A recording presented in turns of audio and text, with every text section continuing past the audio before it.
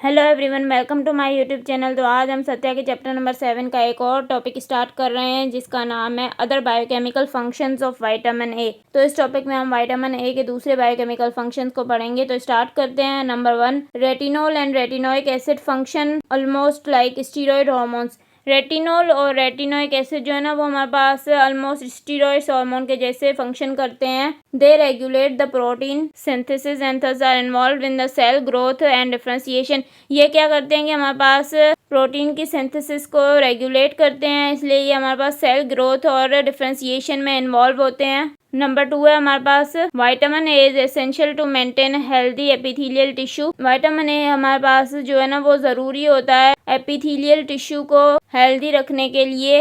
This is due to the fact that retinol and retinoic acid are required to prevent keratin synthesis responsible for horny surface. तो vitamin A हमारे पास epithelial tissue को किस तरह maintain रखता है, ये कैसे मेंटेन रखता है कि हमारे पास जो रेटिनोल और रेटिनोइक एसिड होते हैं ना ये हमारे पास चाहिए होते हैं ताकि केराटिन की सिंथेसिस ना हो सके। मतलब कि जब केराटिन की सिंथेसिस होगी तो क्या होगा, हॉर्नी सरफेस हो जाएगी। तो ये प्रिवेंट करते हैं कि केराटिन की सिंथेसिस ना हो और इस तरह ये हमारे पास हेल्दी एपिथेलियल टिश्यू को मेंटेन रखते हैं। नंबर 3 है retinyl phosphate synthesized from retinol is necessary for the synthesis of certain glycoproteins and mucopolysaccharides which are required for growth and mucus secretion. तो हमारे पास जो रेटिनाइल फॉस्फेट होता है ना जो कि हमारे पास रेटिनोल से बनता है वो हमारे पास नेसेसरी होता है कुछ ग्लाइकोप्रोटीन्स की सिंथेसिस के लिए और कुछ म्यूकोपॉलीसेकेराइड्स की सिंथेसिस के लिए। और ये जो हमारे पास ग्लाइकोप्रोटीन्स और म्यूकोपॉलीसेकेराइड्स बनते हैं ये हमारे पास रिक्वायर्ड होते हैं ग्रोथ और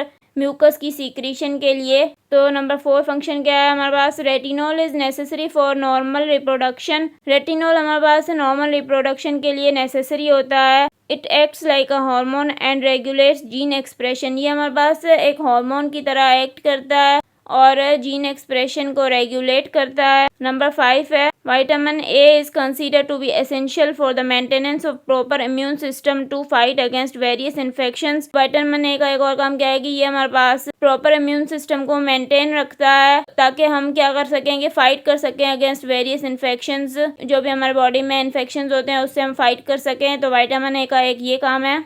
नंबर 6 पे है cholesterol synthesis requires vitamin A. तो कोलेस्ट्रॉल की सिंथेसिस के लिए भी विटामिन ए चाहिए होता है। Mevalonate and intermediate in the cholesterol biosynthesis is diverted for the synthesis of coenzyme Q in vitamin A deficiency.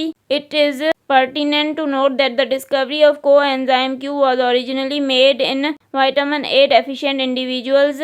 मेवालोनेट क्या है, हमारे पास एक इंटरमीडिएट है जो कि कोलेस्ट्रॉल की बायोसिंथेसिस के दौरान बनता है। तो जब हमारे पास क्या होता है कि विटामिन ए की डेफिशिएंसी होती है तो ये जो हमारे पास मेवालोनेट है ना ये क्या करता है कि कोएंजाइम क्यू बनाना शुरू कर देता है विटामिन ए की डेफिशिएंसी में। और जो हमारे पास कोएंजाइम क्यू है ना उसकी डिस्कवरी ओरिजिनली हमारे पास विटामिन ए डेफिशिएंट एनिमल्स में हुई थी।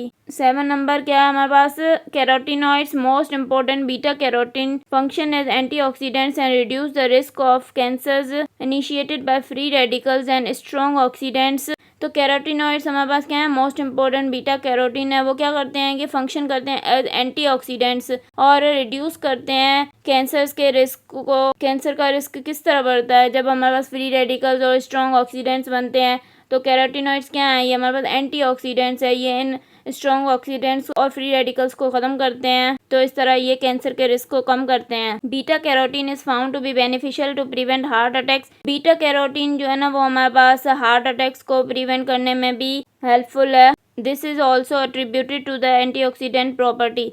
ये जो हार्ट अटैक्स को प्रिवेंट कर रहा है ना ये भी इसकी एंटीऑक्सीडेंट प्रॉपर्टी की वजह से ही ये प्रिवेंट कर रहा है हार्ट अटैक्स को। तो ये हमने कुछ फंक्शंस पढ़ लिए। अगर आपको मेरा लेक्चर पसंद आया तो प्लीज़ मेरे चैनल को सब्सक्राइब करें, लाइक करें और बेल आइकन को प्रेस करें। Thank you.